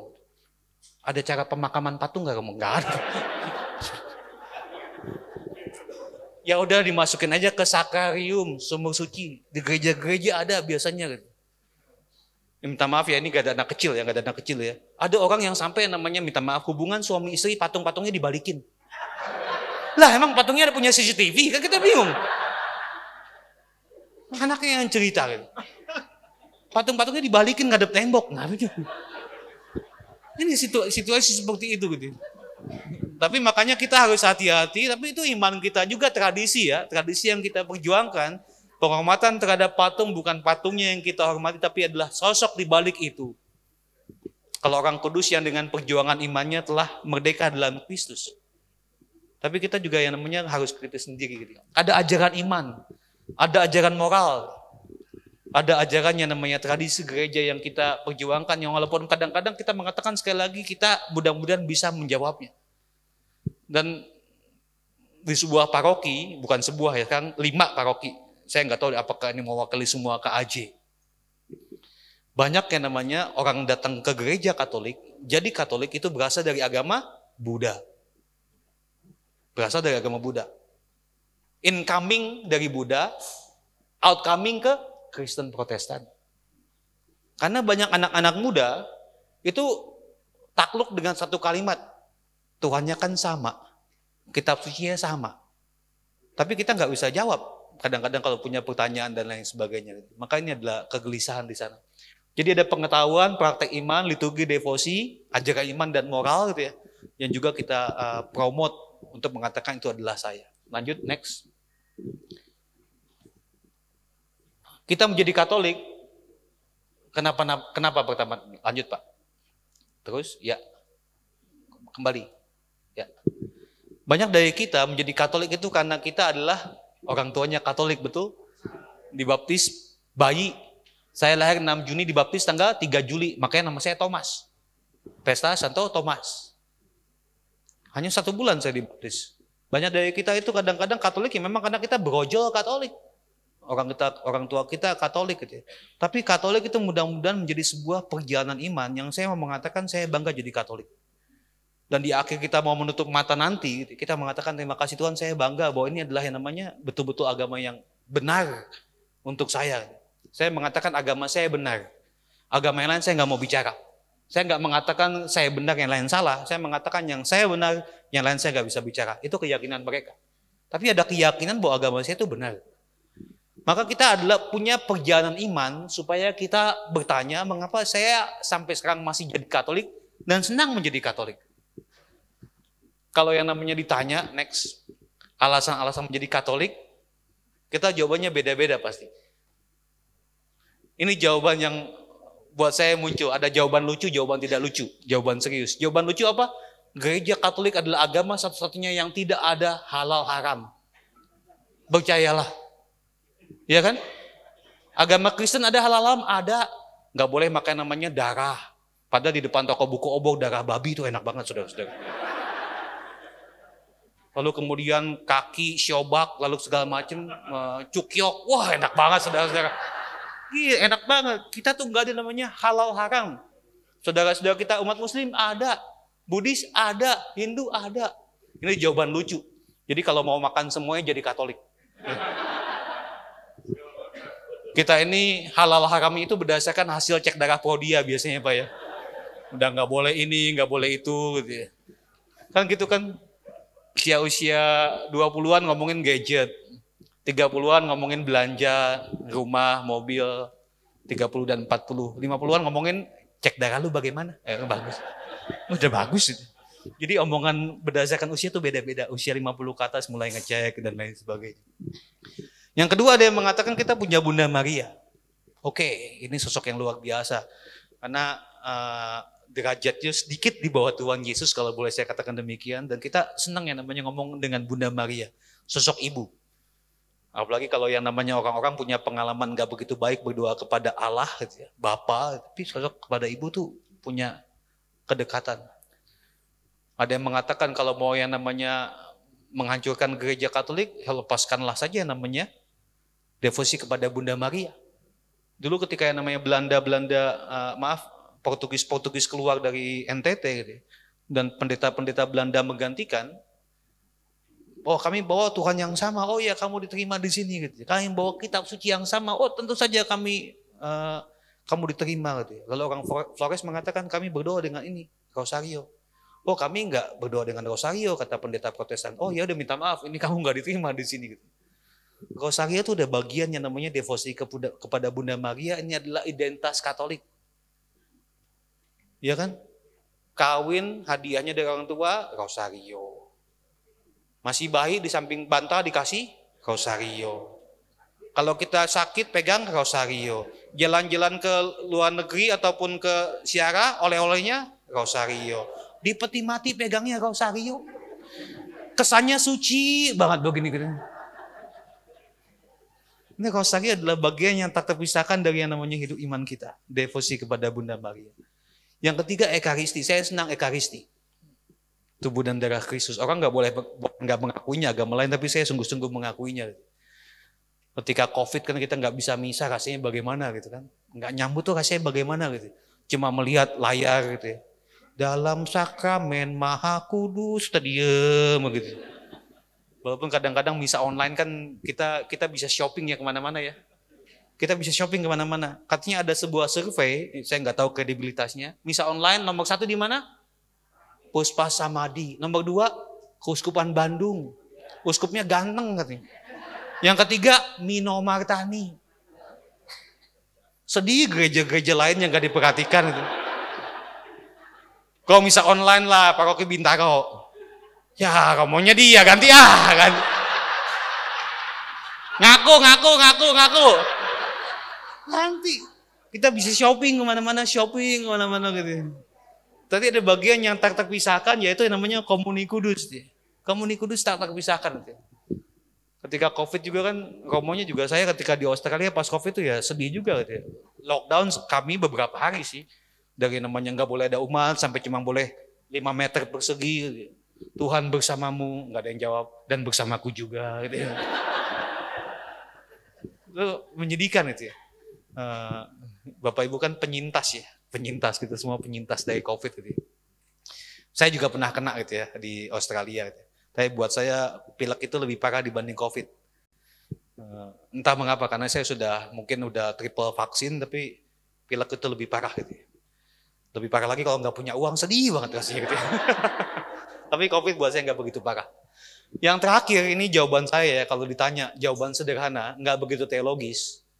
Apa yang membuat saya bangga jadi orang Katolik? Dimanapun di seluruh dunia, kalau ibu bapak ketemu gereja Katolik itu adalah rumah bapak ibu. Ibu bapak kayak namanya Nepal, Senegal, Afrika Selatan, Amerika Latin, Alaska, Australia, Jepang, dimanapun yang ada namanya gereja Katolik adalah rumah bapak ibu. Datang, tenang, doa, we are Catholic. Oh, silakan doa. Seperti itu. Saya ketika ke Milan dulu tahun 2014 itu ya. Saya lupa bawa celebrate kartu pastor. Lalu lupa bawa alat misa juga, buku misa gitu. Lalu kemudian saya ngomong ke kosternya gitu ya. Pastor, padre gitu. Oh, celebrate. Oh, non celebrate. No masa, enggak ada misa gitu. Lalu kemudian saya tunjukin foto-foto saya dari HP. Padre, saya mengatakan padre. Akhirnya boleh misa, tapi teks bahasa Indonesia itu dibawa ke bisnya pakai di mana gitu. Saya misa di Katedral Milan, pakai teks bahasa Inggris. Wah, saya misa teks bahasa Inggris. Orang-orang mulai datang karena itu adalah bahasa Inggris. Pas khotbah saya pakai bahasa Indonesia, orang-orang pada pulang. Ini ngomong apa lagi? Tapi semua gereja itu di rumah, dimanapun Bapak Ibu datang, itu gereja Katolik adalah rumah Bapak Ibu gitu. Saya ketika di Australia itu ada orang-orang yang tidak bisa berbahasa Inggris. Dan di Australia saya di Brisbane, di gereja katedral, setiap pagi ada pengakuan dosa. Datang kepada saya, bapak-bapak, saya nggak ceritain khotbahnya ya, dosanya. Dia ngomong langsung duduk, no English ya, nggak ada Inggris. Oh, no English ya. Lalu saya bilang, parlo Italiano, bisa bahasa Italia? No Italiano. Padahal saya juga nggak bisa, saya tanya no Italiano. Lalu ngomong aja saya, lalu kemudian Espanyola, no Espanyola. Portugis, oh iya Portugis. Lalu dia mengatakan comprehend artinya paham? No. Me no comprehend. God does, saya mengatakan Tuhan paham. Lalu bapak itu ngaku dosa pakai bahasa Portugis, cerita panjang lebar, gua ngangguk aja gitu. Cerita panjang lebar, tunjuk sana tunjuk sini pakai bahasa Portugis yang saya nggak paham gitu. Supaya kelihatan lebih universal, saya kasih absolusi pakai bahasa Indonesia. Emangnya lu doang yang ngomong gua nggak paham juga bisa ngomong lu nggak paham, gua pakai bahasa Indonesia. Ini gereja Katolik gitu ya. Tapi ya itu tetap sakramen gitu ya. Saya nggak paham yang dia ungkapkan, dia nggak paham dengan saya ungkapkan, tapi Tuhan paham ya. Amin. Tapi ini gereja Katolik. Ibu bapak datang ke gereja Katolik di Italia mau ngaku dosa, ngomong no Italiano. Ngaku dosa, tetap ngaku dosa. Sakramen. Ini kebanggaan saya, maka kalau ada yang boleh dikatakan saya bangga dengan gereja Katolik, karena apa?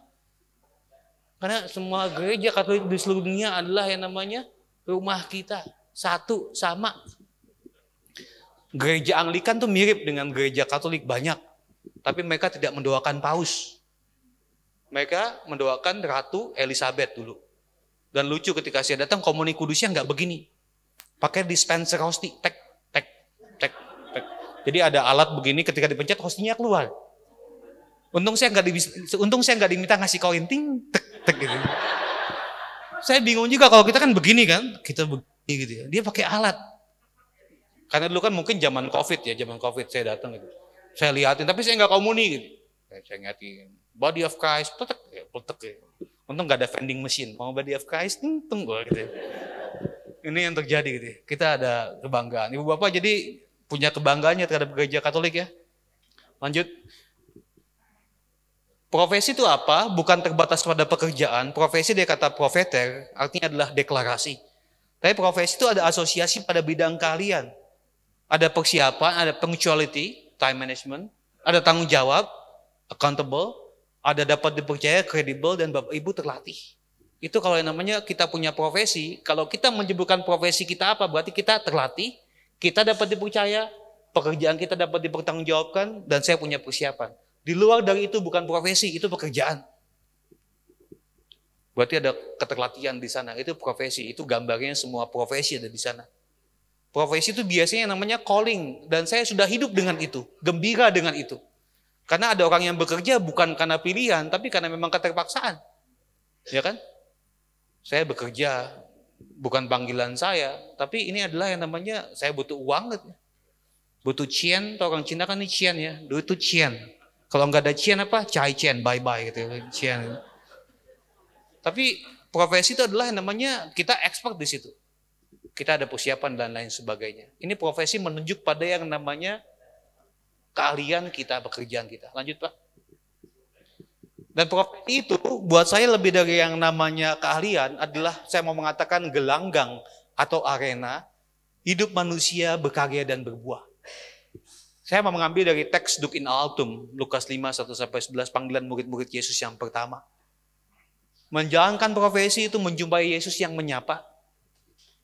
Dan murid-murid Yesus sekurang-kurangnya ada 5, Petrus, Yakobus, Andreas, Yohanes, dan Matius dipanggil Tuhan ketika mereka sedang bekerja. Ketika mereka sedang menjalankan apa yang menjadi gelanggang hidup mereka. Mungkin Matius enggak, karena Matius pemungut cukai. Itu bukan profesi, itu keterpaksaan pada saat itu. Tapi Yesus memanggil murid-muridnya kebanyakan ketika mereka sedang bekerja. Bukan ketika sedang TikTok. Bukan ketika sedang namanya main Facebook. Bukan ketika sedang koko-koko, tapi ketika mereka sedang bekerja. Maka profesi punya keahlian, punya yang namanya persiapan, panggilan hidup kita, di sanalah Tuhan Yesus berkarya. Dan kisah-kisah murid itu akhirnya membuat Yesus mengajak murid-muridnya untuk yang namanya tebarkanlah jalanmu ke tempat yang lebih dalam. Bukan hanya menjalankan apa yang biasa kamu lakukan, tapi goes beyond of it. Menjalankan yang lebih daripada itu. Itu adalah panggilan kita, saudara-saudara. Dalam profesi kita, semoga kita menemukan Tuhan yang mengajak kita untuk bertolak ke tempat yang lebih dalam. Ini Lukas 5, 1-11, ini padanannya mirip dengan Yohanes 21-an lah, yang Yesus menampakkan diri kepada murid-murid. Ingat ya, yang Yesus dan murid-murid menangkap ikan sebanyak berapa? 153 ekor ikan banyaknya. Bapak Ibu ingat teks itu? Yohanes 21. Bayangin ya, Yohanes itu sebagai penginjil menulis ikannya sebanyak 153 ekor. Yohanes mau mengatakan apa? I was there. Saya di sana, saya ikut menghitung ikannya. Tapi buat saya puji Tuhan, Yohanes nggak menyebutkan nama-nama jenis ikannya. Nggak habis-habis di kitab sucinya, panjang pasti gitu. Mujair 5, emas 6 gitu. Lele 20, panjang gitu. Kan nggak enak juga Yesus ada lele 20, kamu juga bingung gitu. Tapi Yohanes tidak pernah menyebutkan jumlah ikannya. Tapi ini mirip bahwa yang namanya ketika mereka menebarkan jalannya karena perintah Tuhan Yesus, hasilnya berlimpah. Ini adalah panggilan kita. Lanjut Pak. Panggilan umat Kristen adalah mewartakan kisah Yesus. Dan mewartakan kisah Yesus tampak dalam Injil sinoptik. Itu ada dalam 2 hal. Mewartakan tahun rahmat Tuhan dan menghadirkan kerajaan Allah. Dalam Injil Matius dan Markus, visi Tuhan Yesus adalah yang namanya mewartakan kerajaan Allah. Kerajaan Allah sudah dekat. Ini visinya Yesus menurut Injil Matius dan menurut Injil Markus. Sedangkan menurut Injil Lukas beda. Injil Lukas mengatakan tahun rahmat Tuhan telah datang. Tahun rahmat Tuhan adalah tahun Yobel, tahun ke-50. Di mana tahun Yobel itu seperti apa? Budak dibebaskan, tanah diistirahatkan, hutang dihapuskan. Budak dibebaskan, tanah diistirahatkan, hutang dihapuskan. Makanya saya ngomong kepada karyawan-karyawan, kamu tolong hutang kami diputihkan. Oh, tunggu 50 tahun lagi ya. Ini tahun Yobel.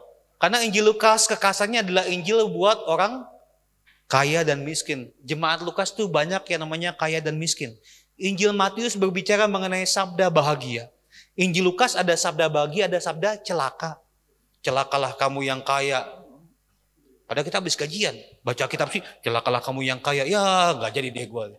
Ini kan tanggal 25 ya udah pada gajian ya. Pantesan wajahnya senang dari tadi gitu.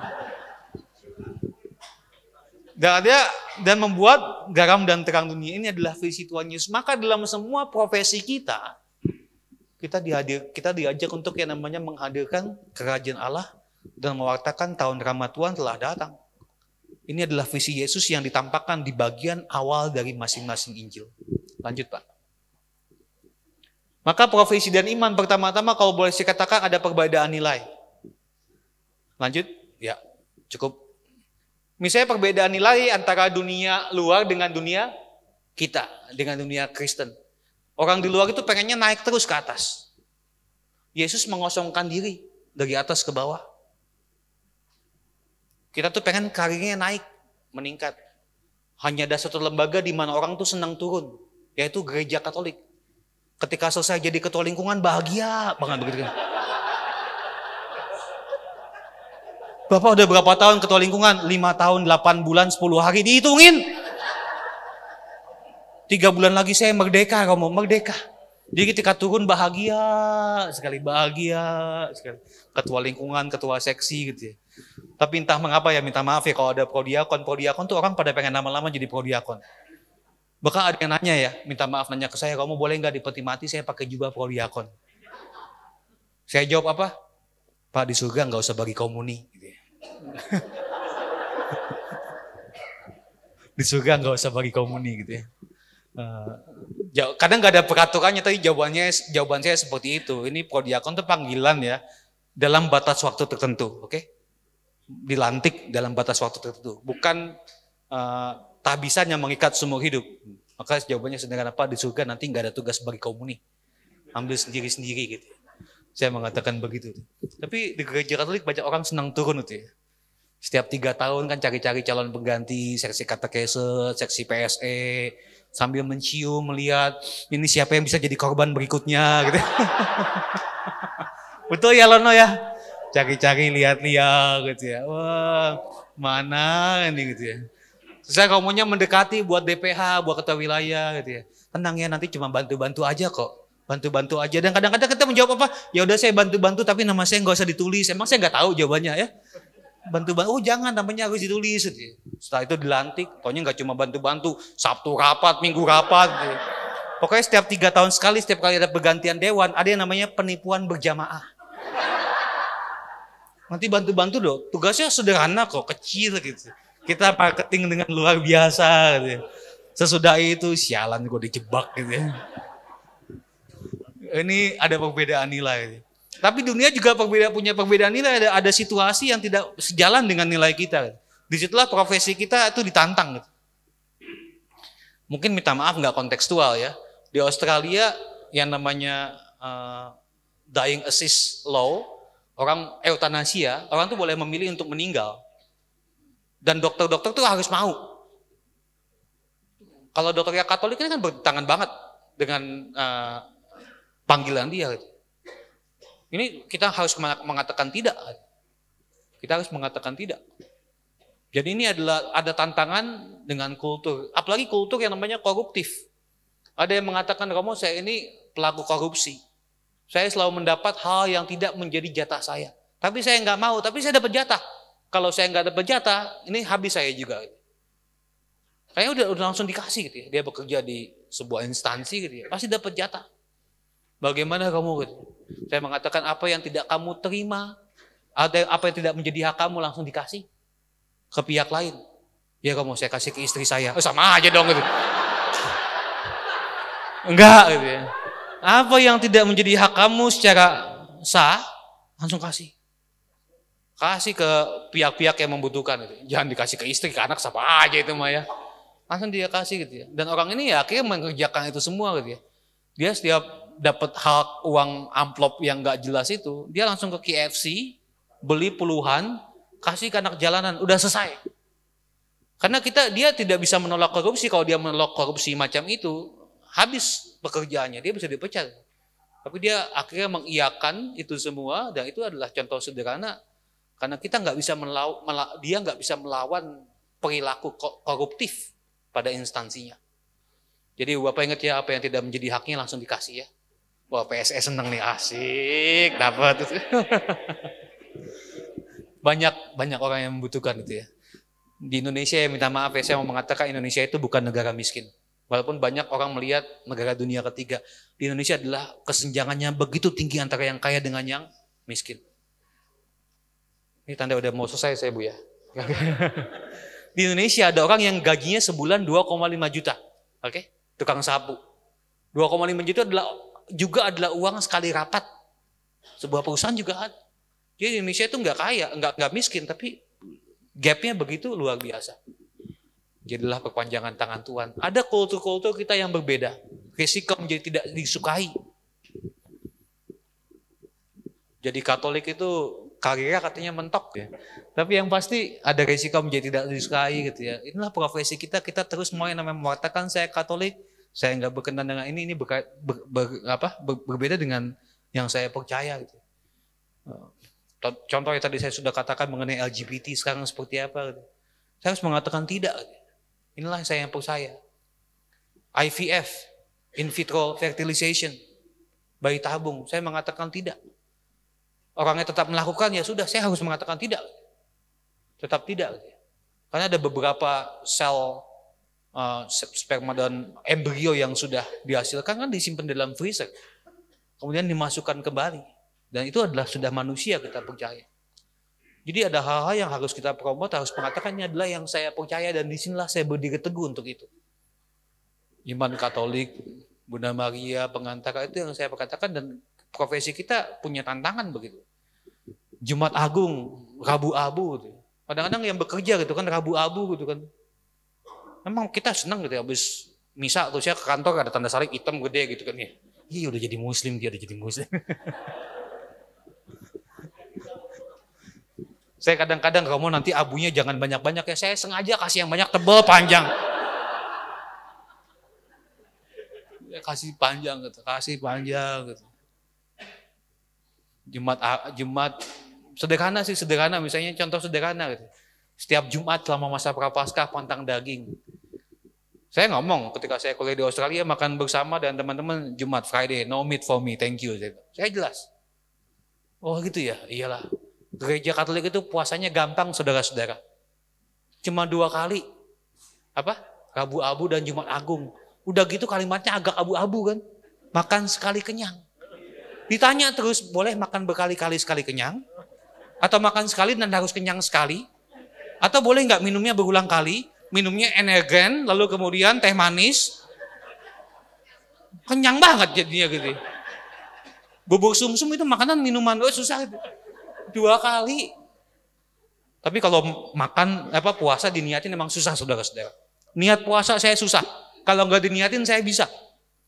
Kalau saya puasa gitu ya, kadang-kadang kan capek tidur siang sebentar saya mimpi babi panggang gitu.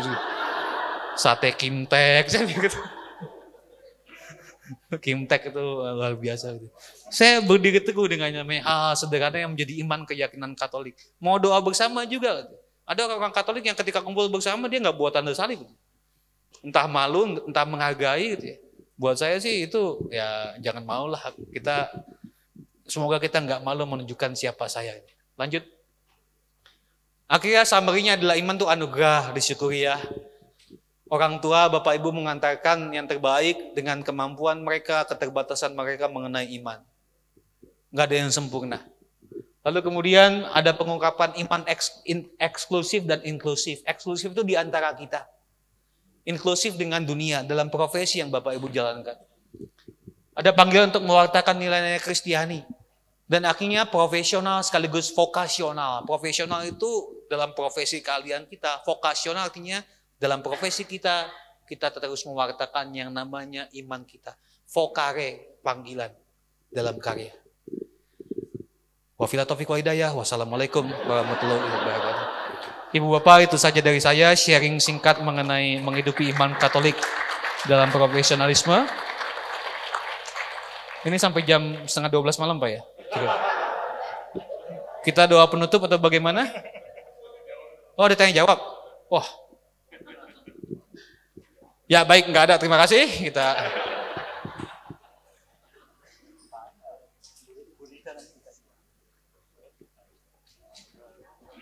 Kalau ada langsung saja biar kita cepat-cepat pulang. Bapak Ibu rumahnya dekat, saya enggak ya.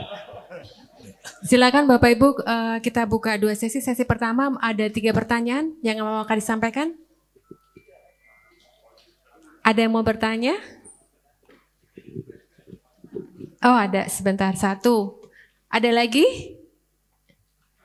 Tidak ada? Oke, 1. Silakan. Oh ada 2, baik sebentar.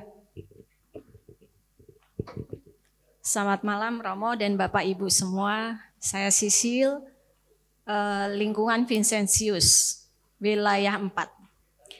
Tadi Romo menyebutkan bahwa profesi dan iman adalah bahwa kita harus seperti melawan arus, di mana kita adalah menjadi resiko tidak disukai.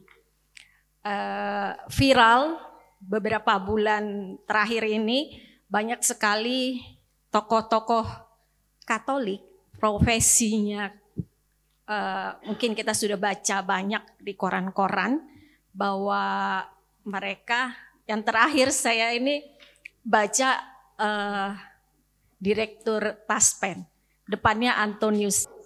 Iya, jadi memang suatu tantangan bahwa menjadi Katolik tuh kayaknya harus baik dan bagus. Orang kalau berpikir Katolik kok kayak gitu, banyak tidak disukai. Dan kebetulan di dalam profesi saya ini tidak membela orang yang mau bercerai dan juga tidak narkoba. Efeknya adalah Romo, saya tidak disukai. Bukan tidak disukai, perkara tuh jadi jauh gitu. Nah, pertanyaannya Romo adalah bagaimana bahwa sebenarnya iman Katolik kita itu bisa menjadi luwes dan menyesuaikan. Kalau kita tadi Romo bicara bahwa kalau kamu dapat suap, buanglah ke tempat istilahnya sosial.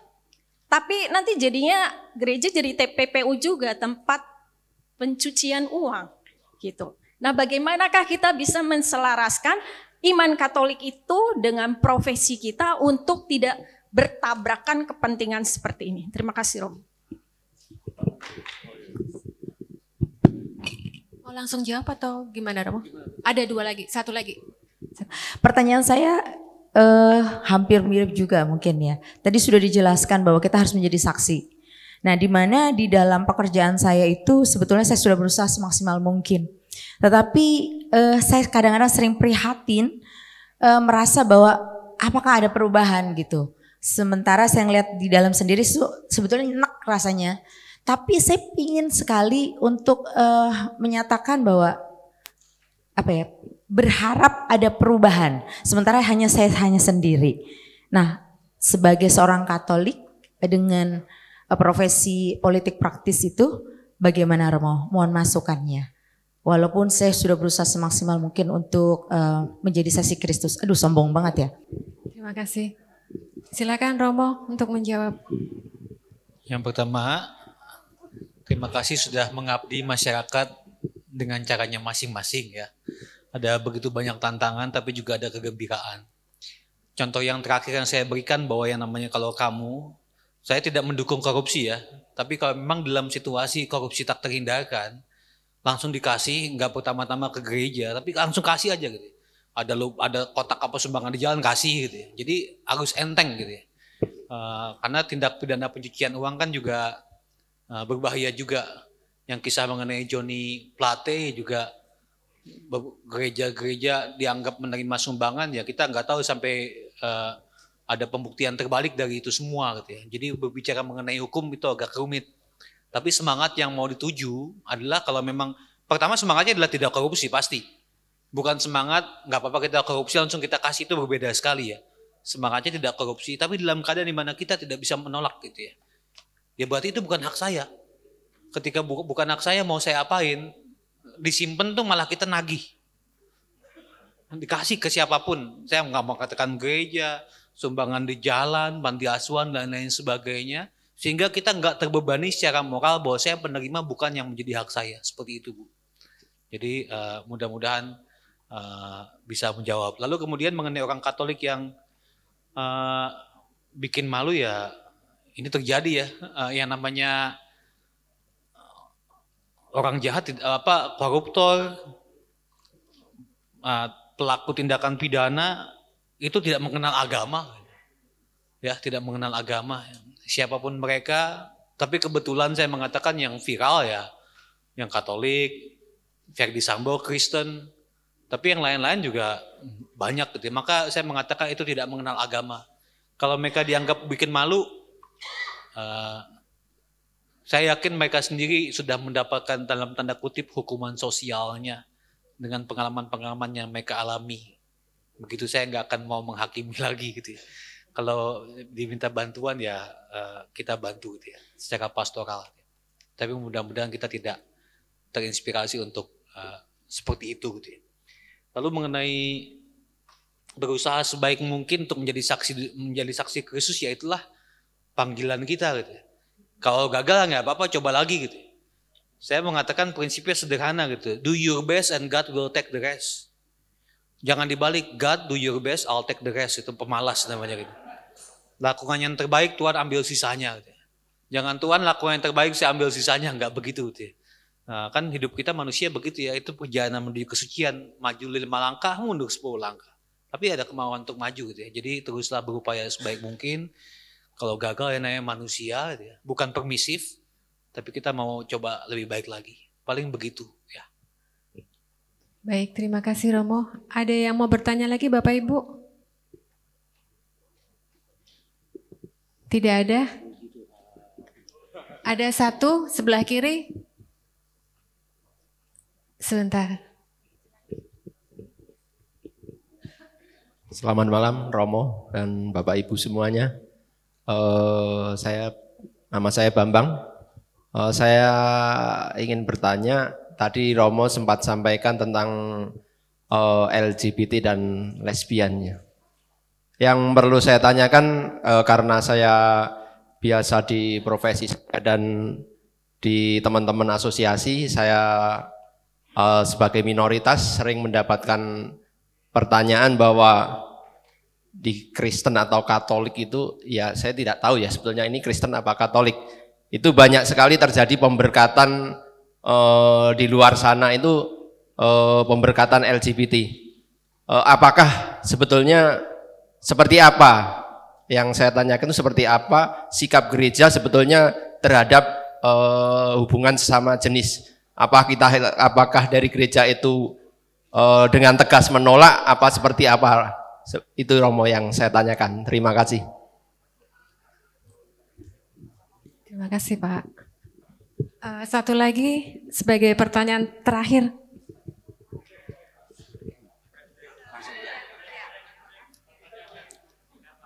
Terima kasih, selamat malam Romo. Saya sangat tertarik tadi terkait dengan tanda kutip permasalahan korupsi. Mudah-mudahan saya tidak dosa. Saya mencoba melihat permasalahan korupsi. Terkait dengan kita adalah ketika kita bukan inisiator, saya rasa itu bukan suatu kesalahan fatal. Karena nggak ada korupsi itu sendirian. Pasti berupa semacam jamaah atau jaringan lah. Tinggal kita posisinya di mana. Dan kita hanya mungkin saat ini hanya setaraf baru bisa berusaha untuk tidak menjadi inisiator korupsi. Seperti itu mungkin. Kemudian tentang korupsi ini kan nggak hanya sekarang aja sebetulnya. Udah dari mungkin zaman sebelum kemerdekaan pun sudah ada, cuman kita nggak tahu. Oh, biar cepat ya.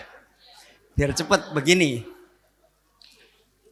Saya kok yakin, tadi ada istilah dari Romo bahwa kita harus bersiap untuk menjadi orang yang tidak disukai. Salah satu, ketika kita mencoba merubah sistem, sebagus apapun kita idenya, pasti yang terjadi pertama adalah dilawan. Nah, bagaimana pertanyaannya ketika kita harus memendam lawan itu, Romo? Kalau kita dilawan kan sakit rasanya. Sedangkan kita punya pikiran nih loh, nantinya begini, nanti begini. Sedangkan untuk menerjemahkan, menguraikan, menyampaikan nanti begini, uraiannya begini itu kan butuh waktu. Sedangkan kita waktunya juga sempit. Mudah-mudahan saya tidak berdosa. Terima kasih. Baik, terima kasih. Silakan Romo untuk 2 pertanyaan terakhir. Yang terakhir, mudah-mudahan saya tidak berdosa, nggak bisa Pak, kita semua pendosa Pak ya. Lalu terima kasih supaya kita tidak menjadi inisiator korupsi. Cara menanamkannya seperti apa? Saya percaya dengan pendidikan sejak masa dini gitu ya. Walaupun ketika masuk dunia kerja berbeda lagi ceritanya. Tapi kalau saya bersikeras untuk tidak, ya sudahlah, itu pilihan saya. Orang lain tetap mengiyakan, ya sudah gitu ya. Yang penting saya bahagia dengan pilihan saya. Kita nggak bisa mengubah dunia, kita bisa mengubah kebiasaan kita. Oke, jawaban saya seperti itu. Lalu mengenai LGBT, saya ikut kata Paus Fransiskus, saya pengikutnya dia. Satu, gereja itu, Allah itu mencintai semua orang. Laki, perempuan, siapapunnya, pendosa, tidak pendosa, Allah mencintai semua orang. Tapi gereja, Paus Fransiskus juga ngomong mereka yang karena situasi tersebut memilih hidup bersama, itu perlu perlindungan hukum. Perlindungan hukum supaya mereka itu ya punya status legal. Tapi tidak pernah perlindungan hukum itu terwujud dalam sakramen pemberkatan, sakramen ataupun pemberkatan perkawinan dalam gereja Katolik sampai saat ini. Jadi secara sipil di negara-negara sekuler mungkin ada perlindungan hukum untuk mereka, tapi tidak pernah itu didapatkan dengan cara sakramen ataupun pemberkatan perkawinan di gereja Katolik. Gereja-gereja lain ada di Australia ada gereja yang mau, Uniting Church itu mau yang namanya memberkati laki-laki dengan laki-laki. Saya cuma bukan aja saya ikut Paus Fransiskus, saya itu orang tekan ya bahasa Jawa ya gitu. Enggak yang namanya enggak sampai saya itu mengatakan kepada laki-laki dan laki-laki, kamu silakan ciumi istrimu. Silakan buka kerudungnya, kamu silakan cium istrimu, laki-laki dengan laki-laki. Saya enggak. Saya akan meninggalkan gereja itu langsung gitu. Gitu. Jadi saya sendiri enggak gitu pribadi gitu. Tapi saya lebih daripada itu, saya mengikuti apa yang diajarkan oleh Paus Fransiskus. Dan Paus Fransiskus itu lebih keras dibandingkan hal ini. Tidak, gereja Katolik enggak bisa memberkati mereka, kita tidak bisa memberkati dosa. Itu kata Paus Fransiskus. Terima kasih semuanya. Amin. Terima kasih Romo Ulun. Ya, thank you. Dan ada pemberian untuk sertifikat.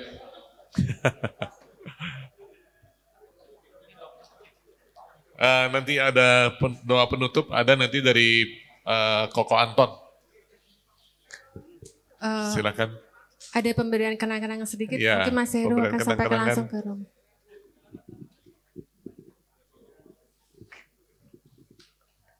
Silakan, Mas Heru, siapa?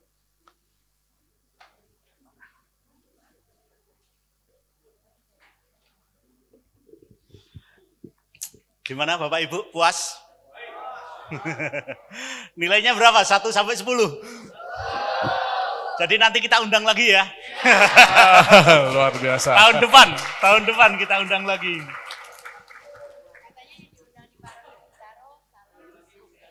Katanya calon uskup. Tanda tangan? Ya. Salaman ya.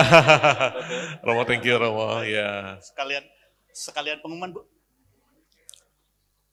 Ya, Romo Ulun ini dulu adalah teman saya. Dulu.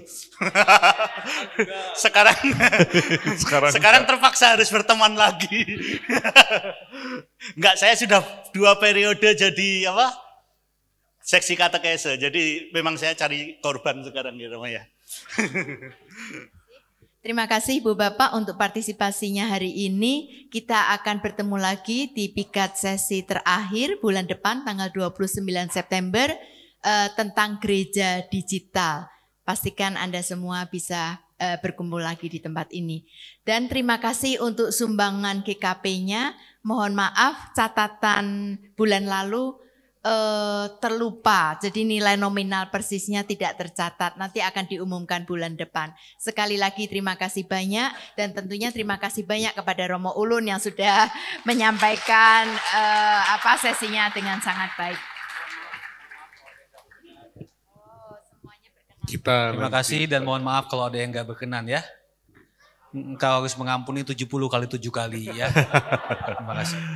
Kita tutup dengan doa. Sebentar, Romo Ulun tadi belum makan. Tadi belum makan. Nanti di paroki kalau masih berkenan untuk makan malam lagi, boleh. Masih dibuka. Saya tadi ketemu, jadi frater siapa namanya? Tahu. Kan muridmu. Frater Fandi. Frater Fandi itu adalah muridnya beliau. Ya, jadi tolong dirawat baik-baik meskipun ganteng ya. Kita berdoa. Minta Pak Anton bantu tutup dengan doa. Pak Anton. Ya. Oh. Pak Anton nggak ada? Pak Anton? Oh iya. Oh ada. Please langsung, come. Nanti berkati ya. Nanti diberkati sama Romo Ulun. Romo nanti mohon berkat untuk penutup. Baik, Bapak Ibu, Romo, mari kita siapkan hati dan budi kita untuk bersama-sama berdoa. Dalam nama Bapa dan Putra dan Roh Kudus. Amin. Allah, Tritunggal yang Maha Kudus, penyelenggara hidup kami. Kami bersyukur atas berkat dan kesempatan yang Kau berikan kepada kami. Khususnya pada malam ini, kami Kau perkenankan memperoleh tambahan wawasan dan pengetahuan guna meneguhkan iman kami dalam berbagai situasi dan melakukan apa yang kami ucapkan saat menjalani profesi kami. Semoga iman kami terus bertumbuh dan semakin teguh melalui penghayatan profesi yang kami jalani sebagai anugerah dan panggilan hidup seturut dengan kehendak-Mu. Terpujilah nama-Mu kini dan sepanjang masa. Tuhan bersamamu. Semoga hidup kita, keluarga, orang-orang yang kita doakan, orang-orang yang kita cintai, segala karya usaha dan istirahat kita malam ini dibimbing, ditolong, dan dilimpahi berkat Allah yang Maha Kuasa, Bapa dan Putra dan Roh Kudus. Amin. Terima kasih. Selamat malam. Selamat siang. Thank you. Terima kasih, Pak.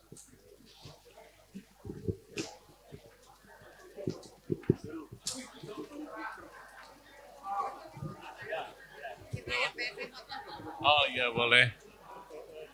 Terima kasih Bapak Ibu, selamat malam dan sampai jumpa di bulan depan. Yang terakhir, ketujuh ya. Ya. Kita foto.